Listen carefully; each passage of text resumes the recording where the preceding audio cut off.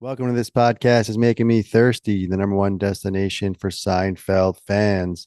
This episode 170. Today's guest is a veteran actor. You know him from Desperate Housewives, General Hospital, Young and the Restless, The Centennial, 24, Chuck. And of course, he played Dr. Ben Pfeffer in the classic season 5 Seinfeld episode, The Hamptons. Please welcome Richard Burgi. Richard, thanks for joining. Good to be here. Nice to see you all. Welcome, everybody. Richard, believe it or not, 29 years ago, The Hamptons aired Thursday night on NBC. Top 10 episode, any way you slice it. Tell us a little bit how the role of Dr. Ben Pfeffer came about. We'd love to hear if there was an audition process, who was in the room. What do you remember?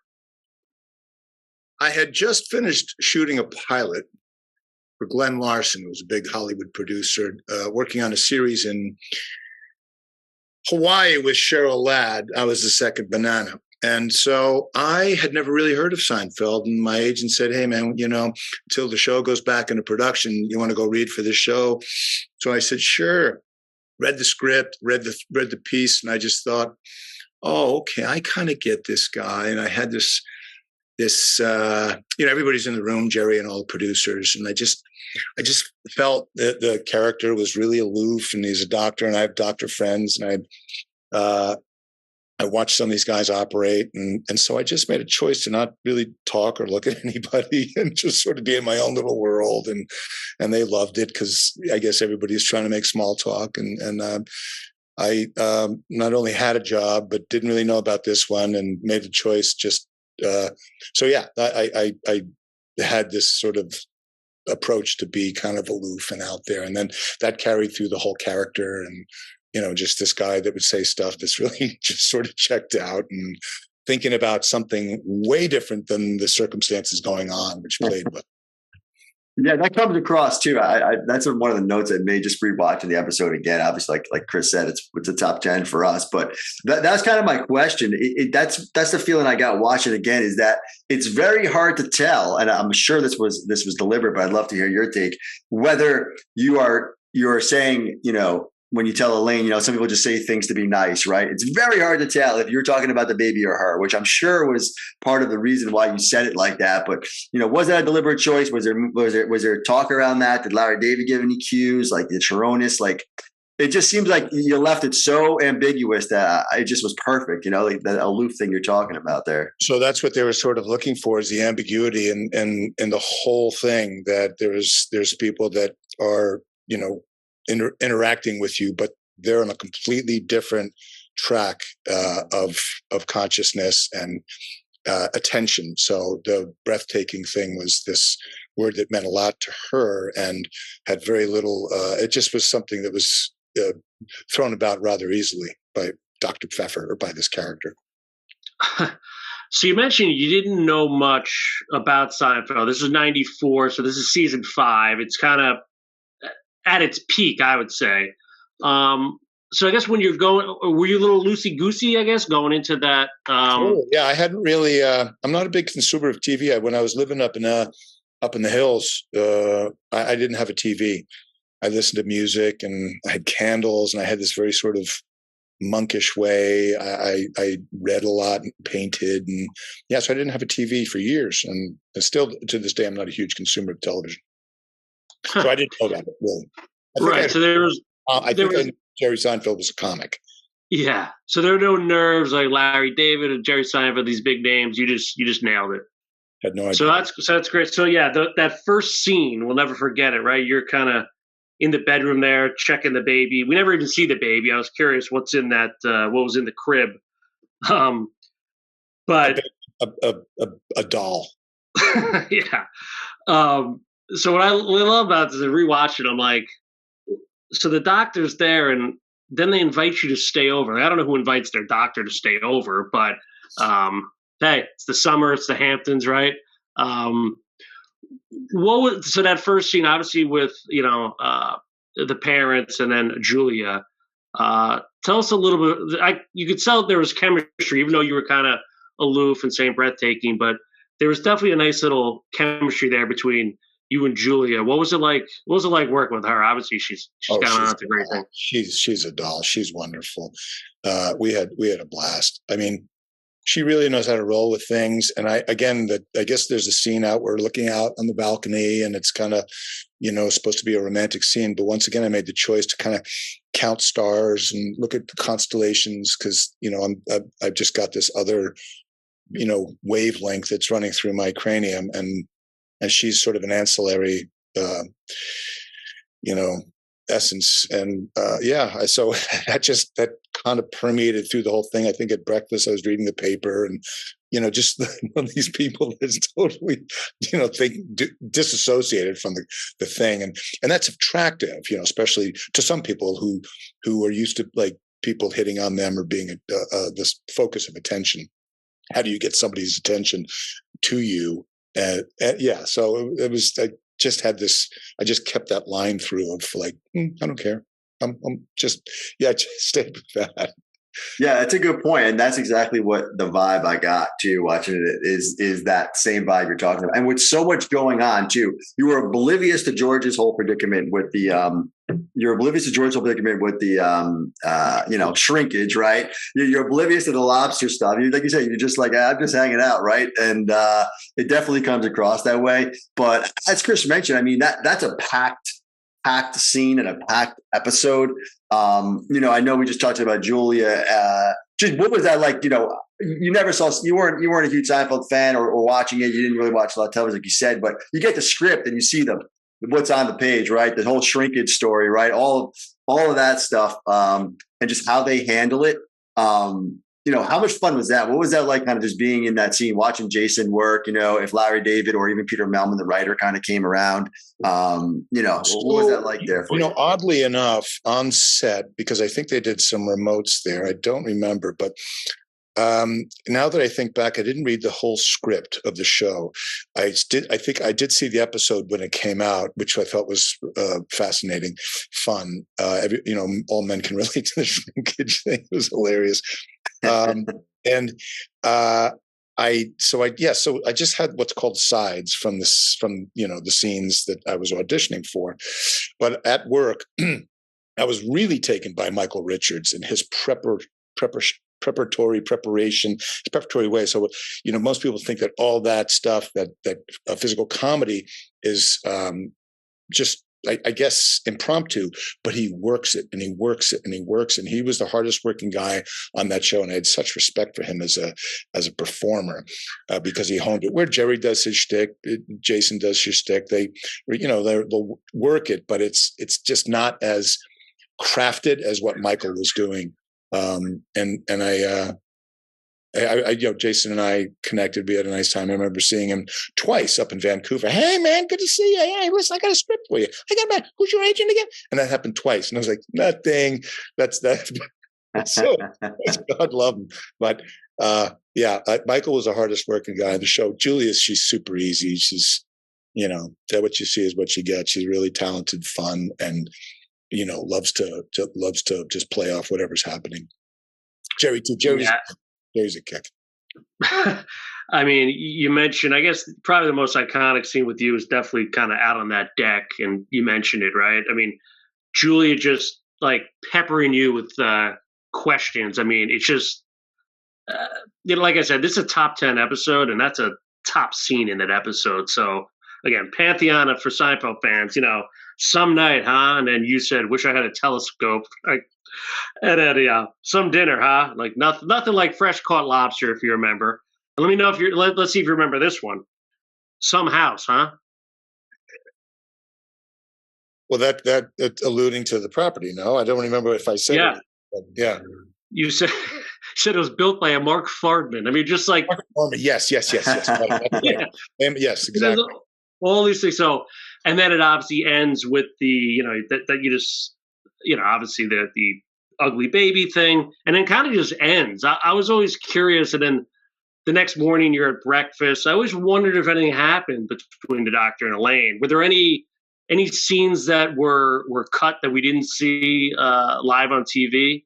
or was it just you guys went your separate ways? You think bedroom scenes or anything like that? I guess they wanted to play it just kind of amorphous, let the audience fill in the blanks. Again, he knows about the architect, but he's really not in the room. He knows the big picture. He's on the deck, but he's really looking at the constellations and thinking some sort of, trigonometry in his head about star alignments. I don't know, but something completely there, but not there.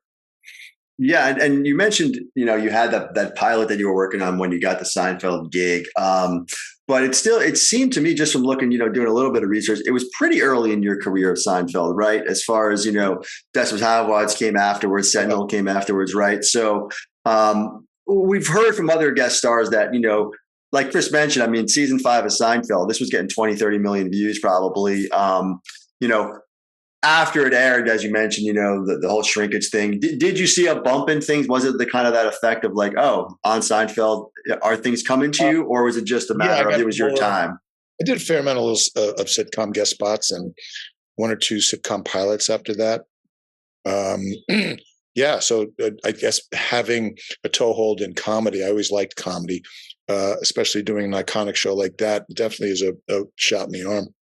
Yeah, and we were talking before, Desperate Housewives had definitely a comedic undertone to it, right? It wasn't like your typical, it wasn't like a Melrose Place or one of the, it was more, had that edge and that comedy to it with tons of Seinfeld alum on it too. We were talking before the show. You got Terry Hatcher, obviously, Brenda Strong, Marsha Cross. Just that whole connection is we love seeing those kind of connections where everything kind of ties in. But, maybe you could speak to, being on the Seinfeld set, we've heard Larry David kind of, ran the show, if you will. Obviously, he was a showrunner, but he didn't write your episode. I'm sure he was there. But anything you took away, working with them, like you mentioned, even Jason or Kramer or Michael Richards, that you sort of, as you went on in your career, kind of, picked up on, or like, hey, the way they did it over there is kind of, something like that. We've heard other guest stars mention that Seinfeld did it a little differently because they weren't from the sitcom world per se. They kind of just like made things up as they went along almost at the beginning, and then kind of had their way of doing things. But just wonder, like, if you got that vibe. Yeah. I think I also had pretty good improv chops. So I was ready to improv. They liked that. So a couple times, just during rehearsals, I could goof around. And they hone it down. They kind of circle around it, and then you get to the gold, and you stay with the gold. And the piece I walked away from, Jerry's super easy, really likes his cereal. That's not a lie. And everybody else is super. What I walked away from was how physical comedy, like Michael was doing, is something that you actually can work at. Because I did a ton of physical comedy and a bunch of different shows that I just sort of, it was impromptu, but I realized too, there were times where I thought, oh, okay, I'll work this and this bit in this scene. I did a daytime show even, and I remember doing it. It was not called for, nor was in the script. It was, it was daytime, but I just did some sleight of hand stuff and I rehearsed it as opposed to just try to do it impromptu while the cameras are rolling. So what I got was Michael's assiduous application of rehearsal in a very impromptu environment and what looks to be spontaneous, but it's well crafted. And so that I really liked. And that was a really strong takeaway from that whole piece. Yeah, that makes sense. Yeah, we've heard that about Mike. Him bringing in those lobsters. Nothing better than that. Getting everyone excited. Who doesn't get excited about lobsters? Especially pilfered from somebody's trap. I know. So you mentioned improv, Richard. So, you're a Montclair, New Jersey guy, right? Right. So, yeah, tell us a little bit. I'm Jersey myself. Tell us a little bit how a kid from Montclair ends up on the set of Seinfeld. What's the path you kind of took growing up? And obviously, it sounds like improv is a big piece of that. Yeah. Yeah, I had some really crazy friends. My brother and I, ever since I was a kid, we did like little home movies. My older brother is super creative, we always did little skits, home movie stuff. My mom and dad were kind of involved in local theater, so we were encouraged, that way towards performative expression. In third grade, my close friend Buddy Kelly and I used to write skits. We did comedy sketches in third grade, and I had some dear friends. All my friends, I gravitated towards characters that were just some of the funniest people. I still, to this day, I'm on a little text thread with one of the funniest human beings on the planet, who would just have you, crapping in your pants. Jersey, Italian, funny, just and like off the charts IQ intelligence as well. But he just smokes pot all day, and every now and again works with the carpenters union and then deals weed. But he's just I just study people. So that's where I that the adage, we as human beings, we learn most by imitation. I'm just a quasi intelligent primate, quasi. You've been back to Montclair recently, or what? I go back, yeah. My dear friend is visiting, who I don't even know if we got on the internet right now. He lives in Bloomfield, but he's from Montclair. We grew up together, and we drove across country to Laguna Beach, where I am. His brother just passed, so we went on a merchant marine ship together across after we graduated high school.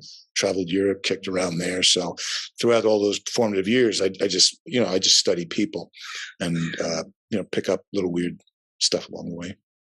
And you mentioned your brother. He's still touring with Billy Joel. Yeah, he's Billy Joel. Top Billy Joel song. What do you got, Richard? Right now, My Way. No, that's Frank Sinatra. In my Go on, leave me alone. Keep it to yourself. It's my life. My life. Yeah. Yeah. I mean, no. Well, and the one that I don't know it that well. I was never a Billy Joel fan. Swear to God. But I've seen him a bunch of times. My brother's with him. So grateful that he loves my brother, and my brother loves him, and he's a great gig. And I have gotten to be a Billy Joel fan in my later years. But that one song about this, like fishing, the sound, I forget. Down Easter Alexa, maybe on Front. Yeah. Great song. Didn't Jerry buy, or vice versa? Jerry bought Billy Joel's Hamptons house, or vice for $70 million. Yeah, that could be. I forget how that transacted, but that rings a bell. Yeah. I think that's the song. Something have to do with, I just got divorced. And I'm like, all right. I finally get my life back. Something. Yeah. Those are the best Billy Joel songs when he's talking about the women that I love those. And that's great to hear about, just that you're still friends with these guys from Jersey and, kicking it around. But just to kind of bring it back to Seinfeld one more time is, a couple of connections with our podcast. We talked to both Melanie Smith, who's in that episode with you, who plays, obviously Rachel, the girl who sees George. And then the writer, Peter Melman, we actually had on a couple of times. I don't know how much interaction you had with Peter as far as the script goes, if you remember anything about him, or even just working with Melanie. But we'd love to hear those kind of stories, how they tie together, if you have any. Melanie and I had the same manager at one point. Wasn't her name is Melody? Melanie Smith? Maybe I'm thinking of somebody else, but I thought in that episode she was with George and her name was something else. But Melora Waters was with George. Yes. There we go. We're talking about two different people. Two different people. So that was Topless Jane. Topless Jane, yeah. And the other actress was Melanie Smith, who walked in on George and, Oh, copy that. Yeah. I don't know if I was around for that when they filmed that. I don't recall, clearly, because they move from set to set when they're doing the shooting. But everything is cleared before they do it. Then they have comic that comes in and keeps the audience entertained while they move the set. And once I was done, I think I scattered. I don't recall seeing that done, which is why I thought they might have done it on location. That's what I was going to ask you. Was any of that done out on location by water? Like, it was all kind of just built like that? It was all built on set just to make it look like that, probably, right? The scenes you were in anyway were all on set, I'm assuming, with the dinner, the Not only did I play a character who was kind of like checked out and aloof, but I kind of was checked out because I had stuff going on. Yeah. Fair enough. Yeah. So I don't remember. But I did work with Michael again on some show with Kirstie Alley. Remember he did a show with Yes. I forgot the name of the show, but I think it was Michael Richards' show. And Jason Alexander was actually in that show. They all like came together on one episode as well. So I guess it sounds like you spoke with Jason after you worked with Michael a little bit. Any other interactions outside of? I mean, I know Terry Hatcher and everybody else, old Seinfeld alums. Brenda and I are very close. Brenda's been on our show. She's great. Yeah, she and I we're old friends. I'm still close with her ex-husband, and she and I are still close. So I still speak to her. I'm trying to think of who else, but no, twice up in Vancouver at the same hotel. Hey, good to see you. Hey, who's your agent again? I got to speak with you. Okay, great, love it. Oh, yeah, so that was the extent of that. And Jason and I haven't seen Jerry since then. No, right? huh? Nor have I seen Julia. And the only other person I'm guessing you might have, because you're Young and the Restless guy, right? Was geez, now I'm drawing a blank on her name, Tony. Susan Walters. Sorry, I just put on my throat. I couldn't. I love Susie. I didn't see her on Young and the Restless. That was just such a schlemazel, that whole thing. Susie's one of my. I love Susie. And I did a movie called. It was a remake of the '60s sort of B movie called "I Married a Monster," and then we did another series called Point Pleasant, which lasted 7 or 8 episodes. And so I didn't get a chance to see her on Young and the Restless, but right, Mulva, that's right. Yeah, I mean, it's crazy, the connections between Young and the Restless, Desperate Housewives, you name it. Mm-hmm. So yeah, I mean, you've been a part of some iconic stuff, right? I'm guessing you're 24. I mean, you're walking down the street in Montclair. What are people recognizing you for outside of being a homegrown guy? But is it Dr. Ben? It changed so much. I just did this horror convention. I had so many people that wanted Seinfeld at a horror convention. It was so wacky. It's such a huge show. It's so iconic. So it crosses over so many genres. So I don't know. It's weird. Desperate Housewives was such a lightning in a bottle that's usually what people remember. But the weirdest people everywhere remember Dr. Pfeffer. Yeah. I'll never forget. We won't. I'm sure there's some crazy Matlock fans too out there, Richard. But that's a tremendous show. But it was. It's still on every day on I don't know, Hallmark. Mm-hmm. So yeah, I mean, such an iconic show. I know you said you didn't watch much TV, but after you were on that episode, it was the second last episode, season 5. Did you watch it the rest of the way? Do you have any favorite episodes, or you were just one and done? Growing up in New Jersey and enjoying life in certain ways, and plus playing contact sports, my memory is really screwy. So I remember certain things that if somebody said it, I could probably riff on the scenes from Seinfeld. But there were so many wonderful, wacky. Like, how did they get away with that at the time? But I don't recall anything that's salient because I blur it now with. I've seen a couple of Larry David's show, so it all gets blurry at this point. Yeah, I hear you. I mean, listen. I wish I could be more incisive, Yeah. Well, actually, did you go to the? We heard the season 5 wrap party was a blast. Did you get invited to that for Seinfeld? I think I did. I think that was at the studio. I think. Again. That might have been a blur too. You're talking 1990. Sure, that means it was fun. Exactly. Yeah, Might have been there. I don't know. I might have been in Hawaii where I was working on a TV show and enjoying the, aloha life. Yeah, for sure. That's great to see, man. Well, listen, Richard, this was a blast. I mean, you can't say the word breathtaking without thinking of you and just that iconic many times I've signed that, I'm sure. Oh yeah, you must get that a lot.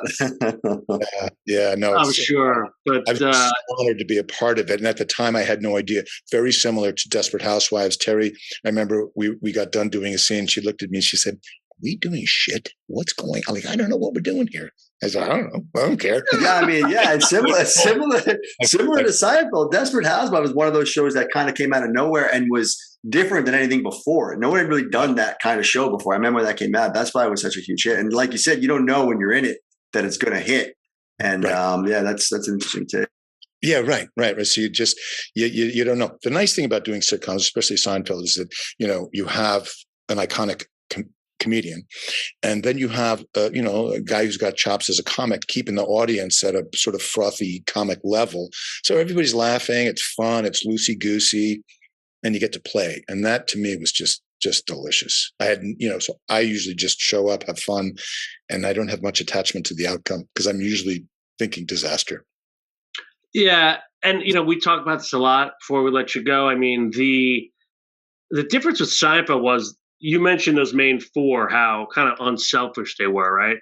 Listen, Desperate Housewives, everyone knows you, the main cast. No one really remembers a guest star. Like, you are remembered for that episode. So I think that shows how special the show was and how it let kind of guest stars shine. Yeah, and it's nice that they just give the people like myself the latitude, and that I, just sort of showed up and lightning in a bottle. It was one of those things that I had the sort of bandwidth to do whatever they were looking for, and they loved it. Jerry was like, "Dude, I loved it. You came in, you were like, you couldn't care less about what was going on, and everybody that comes in is like knows it." He said, "You just it was like you were in a different planet." You look like a serious doctor with your thing. You played it well. Well, Richard, thanks so much. I mean, listen, from Montclair to Seinfeld, Richard. Thank you so much. Pleasure. Thanks so much. A lot of fun, man. Thanks very much. You've been really breathtaking. Thanks, Rich. Thanks, Rich. Enjoy your night. God bless. All right.